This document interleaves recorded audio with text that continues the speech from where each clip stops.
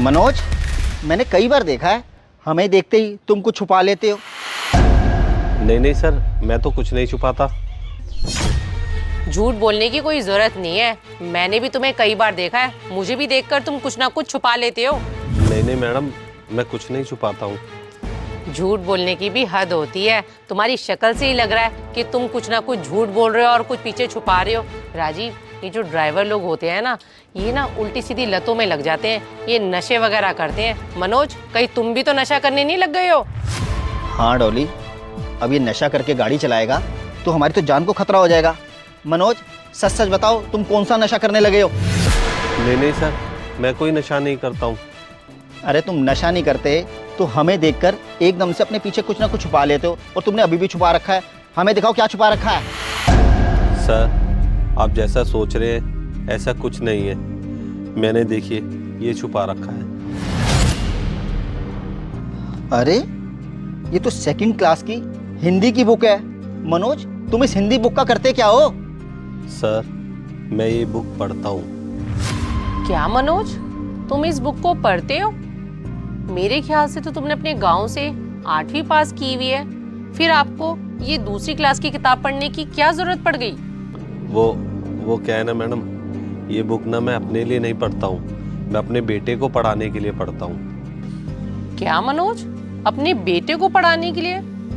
बात हमें कुछ समझ नहीं आई, खुल के बताओ क्या बात है।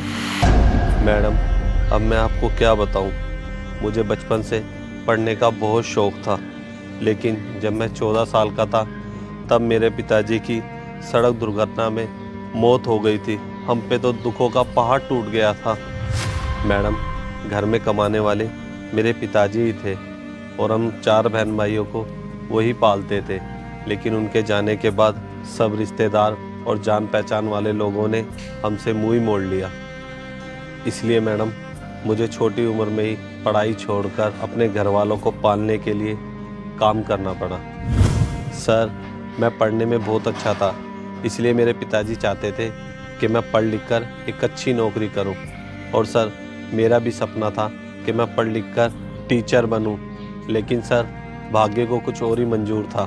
सर, अपनी मजबूरियों के चलते मैं टीचर तो ना बन सका, लेकिन पेट पालने के लिए ड्राइवर की छोटी मोटी नौकरी पे लग गया। मनोज, सच में तुम्हारी कहानी बहुत दर्द भरी है।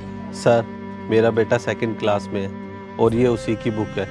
मैं दिन में इसे पढ़ता हूँ और रात को जाके उसे पढ़ाता हूँ।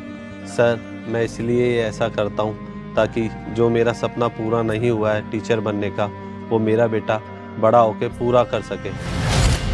मनोज, तुम्हारी सोच वाकई बहुत अच्छी है, लेकिन मुझे ये समझ नहीं आ रहा, तुम पूरे दिन ड्राइवरी का काम करते हो और तुम घर जाकर थक भी जाते होगे, तुम ऐसा क्यों नहीं करते हो, अपने बेटे का ट्यूशन लगा दो ताकि उसको आपको घर पे जाकर पढ़ाना ना पड़े। मैडम, आपकी बात तो ठीक है, लेकिन मैंने अपने बेटे को अच्छी पढ़ाई के लिए उसे अच्छे स्कूल में डाला है। और मैडम, 18,000 की सैलरी में महीने के आखिरी में कुछ नहीं बचता। मैं इसीलिए अपने बेटे को खुद ही ट्यूशन पढ़ाता हूँ। मनोज, तुम्हारी सोच बहुत अच्छी है, जो तुम अपने बेटे के लिए इतना सोच रहे हो, और जो तुम्हारे हालात रहे उससे हमें हमदर्दी भी है। मनोज, आज से तुम्हारे बेटे की जो भी ट्यूशन की फीस होगी वो हम देंगे, तुम अपने बेटे को ट्यूशन पढ़ाओ। थैंक यू सर, मेरे बारे में इतना सोचने के लिए। मनोज, इसमें थैंक यू की क्या ज़रूरत है, तुम इतने टाइम से हमारे यहाँ ड्राइवर की नौकरी कर रहे हो तो हमारा भी तो कुछ फ़र्ज़ बनता है। और हाँ, तुम्हें अब इस तरीके से छुप छुप के पढ़ने की कोई ज़रूरत नहीं है, खुल के पढ़ो। और मैं तो यही कहूँगी कि तुम्हारा भी पढ़ाई करने का सपना था, तुम अपना भी पढ़ाई का सपना पूरा करो, क्योंकि पढ़ाई लिखाई की कोई उम्र नहीं होती। हाँ मनोज, अब तुम अपने बेटे की ट्यूशन लगवा दो और अपने लिए पढ़ो। तुम अगर अच्छा पढ़ लिख गए ना तो तुम्हारी अपने ऑफिस में मैं नौकरी लगवा दूंगा, क्योंकि मुझे तो और भी ड्राइवर मिल जाएंगे। मुझे अच्छा लगेगा अगर तुम मेरे ऑफिस में नौकरी करोगे। थैंक यू सर, मेरे बारे में इतना सोचने के लिए। आज मुझे एक उम्मीद की नई किरण नज़र आई है।